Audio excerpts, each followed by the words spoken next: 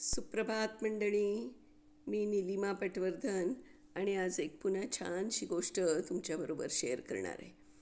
गोष्टीचं नाव आहे क्षमा. पुण्याच्या आसपासचं गाव, कुटुंब ठीकठाक. एक आजोबा वयोमानामुळे घरीच बसून. आजी आधीच गेलेली. साहजिकच सुनेवर सगळा भार होता. आधी किरकोळ कुरबुरी व्हायच्या, मग बाचाबाची, त्यानंतर कडाक्याची भांडणं. सुनेचं म्हणणं, घरी बसून ऐद्यासारखं खाऊ नका, काम करून हातभार लावा संसाराला.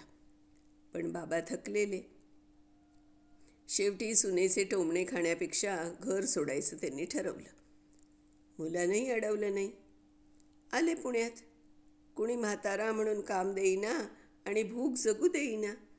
भीक मागण्या वाचून पर्याय उरला नाही. बाहेरच मुलाला भेटून लाज टाकून बाबा विचारायचे, येऊ का रे बाळा घरी राहायला?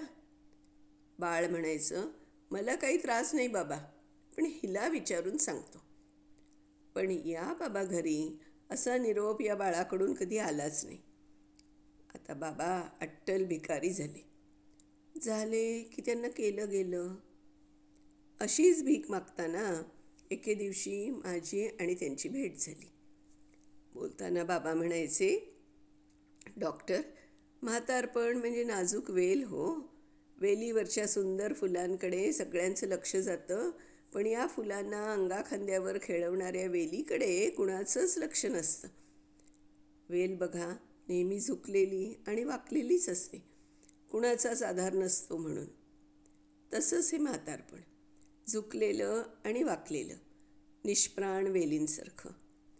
बाबांची वाक्य ऐकून काटा यायचा अंगावर माझ्याही. नाव, पत्ता, पिनकोड सहित टाकून पत्र पत्त्यावर पोचत नाही डॉक्टर.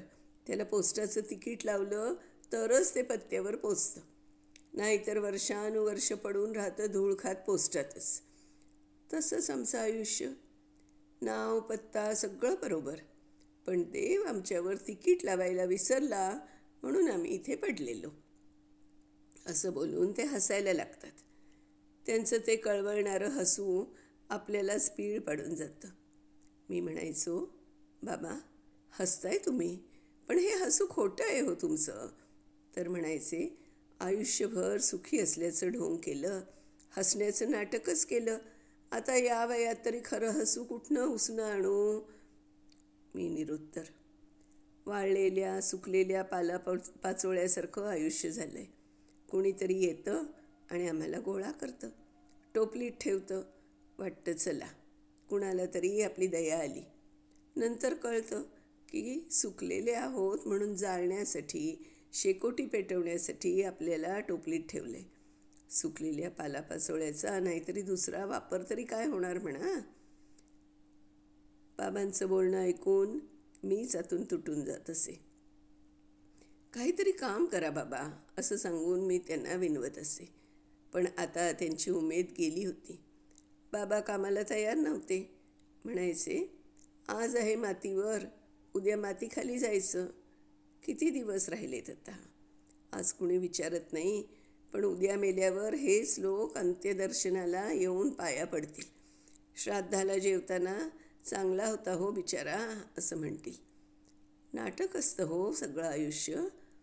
प्रत्येक जण आपापली भूमिका पार पाडत असतं, इतकं असूनही एके दिवशी मी बाबांना कामाला तयार केलंच.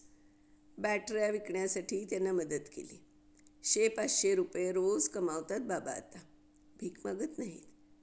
मागच्या महिन्यात मला मिळालेला पुरस्कार याच बाबांना मी समर्पित करून स्टेजवर यांचा सत्कार करायला लावला होता. आज हे आठवायचं कारण म्हणजे आज मला हे बॅटऱ्या विकताना रस्त्यावर भेटले. मला बाजूला घेऊन म्हणाले, एक गंमत सांगायची आहे डॉक्टर. सुनेला कळलं आहे माझ्या, मी 10-15 हजार कमावतो. तर मला शोधत माझा मुलगा आला होता पुण्यात आणि म्हणाला, हिनं तुम्हाला घरी बोलवले, झालं गेलं जाऊ दे, असं म्हणते. पाया पडून माफी मागायला तयार आहे बाबा, पण मला तुमच्यात धंद्यात घ्या, एकत्र मिळून करू. मी स्थिमित झालो. 3 वर्ष आपल्या बापाला आपल्या सासऱ्याला भीक मागायला लावली. आता पैसे दिसायला लागल्यावर सगळी नाती जवळ यायला लागली. डॉक्टर, काय करू, सल्ला द्या. साहजिकच मी बोललो, ज्यांनी तुमच्यावर ही वेळ आणली त्यांना थारा देण्याचा प्रश्नच नाही. त्यांना तुम्ही नाही, पैसा हवा आहे तुमचा. आता त्यांना जवळ नका करू. बाबा म्हणाले, डॉक्टर, मला कळतं हे सगळं, पण एक सांगू, आज मी माझ्या पोराला हात दिला नाही तर उद्या माझ्या जागेवर माझा पोरगा दिसेल भीक मागताना. चालेल तुम्हाला? मी माझ्या माघारी त्याला भिकारी बनवून जाईन का? अहो, चुकतात तीच पोरं असतात. माफ करतो तोच बाप असतो. पण आता आयुष्याच्या शेवटच्या वळणावर तरी क्षमा म्हणजे काय हे मला त्याला शिकवू द्या डॉक्टर. मंडळी, अशी ही खूप टचिंग पोस्ट आहे. लिहिलेली आहे डॉक्टर अभिजित सोनवणे यांची. तर धन्यवाद डॉक्टर. खूप छान पोस्ट आहे आणि ती सगळ्यांना ऐकायला मिळावी म्हणून ही मी माझ्या यूट्यूबच्या गप्पा गोष्टी या चॅनेलवरती सादर करत आहे. पुन्हा एकदा धन्यवाद. मंडळी, तुम्हाला जर माझा यूट्यूब चॅनेल गप्पा गोष्टी याच्यावरच्या गोष्टी आवडत असतील तर नक्की सबस्क्राईब करा. माझ्या गोष्टी ऐका आणि त्याच्यानंतर माझा त्या दुसऱ्या तुमच्या सगळ्या मैत्रिणींना शेअर पण करा. तर धन्यवाद.